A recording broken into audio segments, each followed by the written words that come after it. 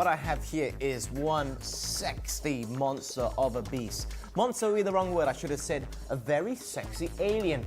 Alienware, and I have to say I'm really impressed. It's a brand new device, it's just dubbed Alienware 17, and it is monstrous.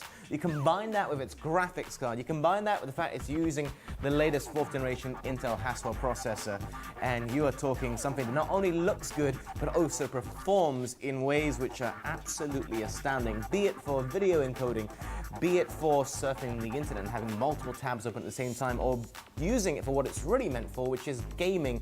This is huge. This is about 10 pounds, slightly less. It's very heavy, but there's a lot of meat inside, so let's get down to the nitty-gritty.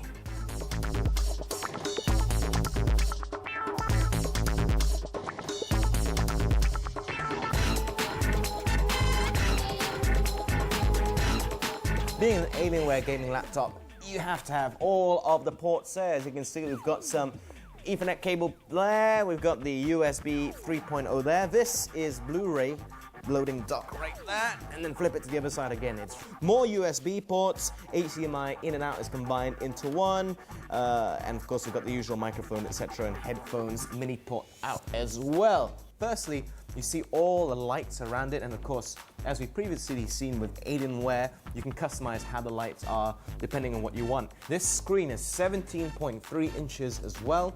It really strikes out, of course, it's full HD. If you're reading something in the internet, if you're going to be gaming, if you're going to be watching videos, no matter what you put on, it can definitely withstand whatever you want there, because it's that nice. The screen is fantastic. So what about the sound? Well, if it ain't broke, don't fix it. Still going on to the KlipKit speakers, and it works really well. If I was to start playing music, if I was to start watching a movie on this, it could definitely be picked up by everybody around me as we speak.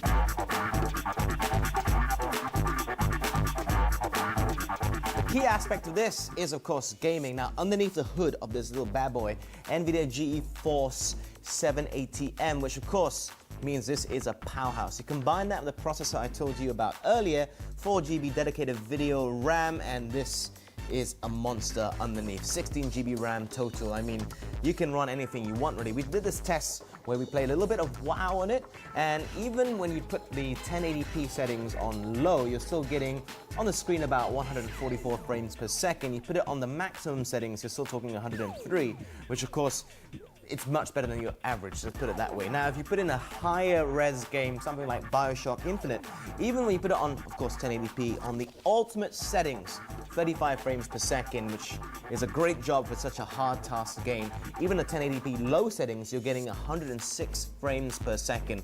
Obviously, all of that should suit you perfectly. Now, in terms of storage, it's a combination of the traditional hard drive and also the SSD. You can boot everything up in about 35 seconds in terms of Windows. Obviously, there are faster devices out there, the more dual SSD drives, for example. But I have to say, it's pretty fast, it's pretty nifty.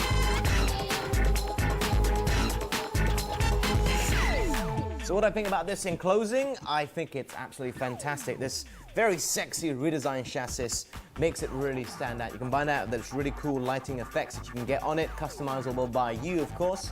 Nice, balanced audio if you're going to watch a movie or if you're going to play your video games. The keyboard and the touchpad, very easy to use, very comfortable.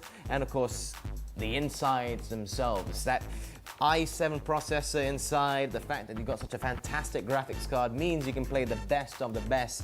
This is really like the gold standard. Overall though, this really packs a punch and I'm very impressed. Looks flashy, but it also backs it up with its performance.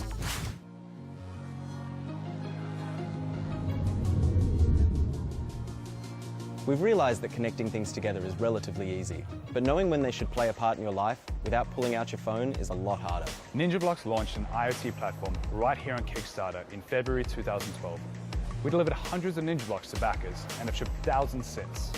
Throughout our journey, the challenge we've seen again and again is how do we create an intuitive experience without having to install yet another app on your smartphone. That's why we built NinjaSphere, the next generation of NinjaBlocks.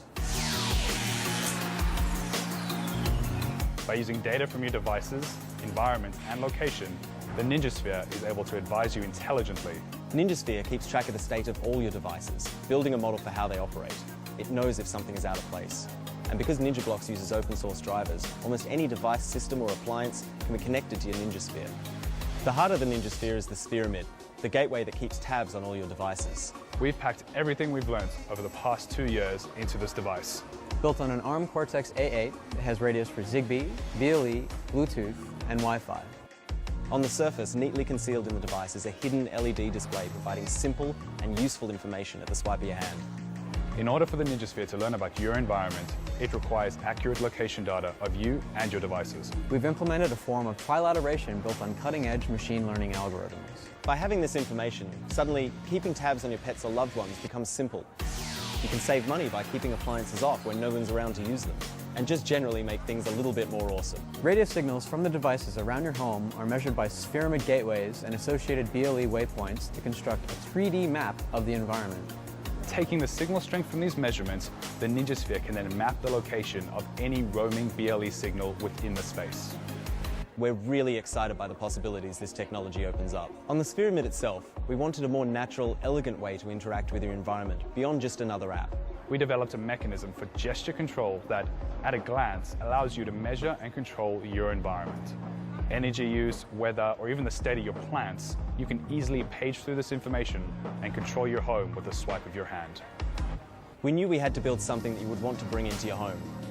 Working with co-creators, we set out to design and build a gateway that was not only functional, but beautiful too. I'm most excited about the platform being open source. Our amazing community continually surprises us with the innovations and the use of the platform that we've never even thought possible. I think the future is in open source, and one of the great things I get to do with our community every single day is interact with them on our forums. We've spent months developing prototypes and refining the approach we need for trilateration and gestures. We have prototypes of the gateway and its software for sensing and control.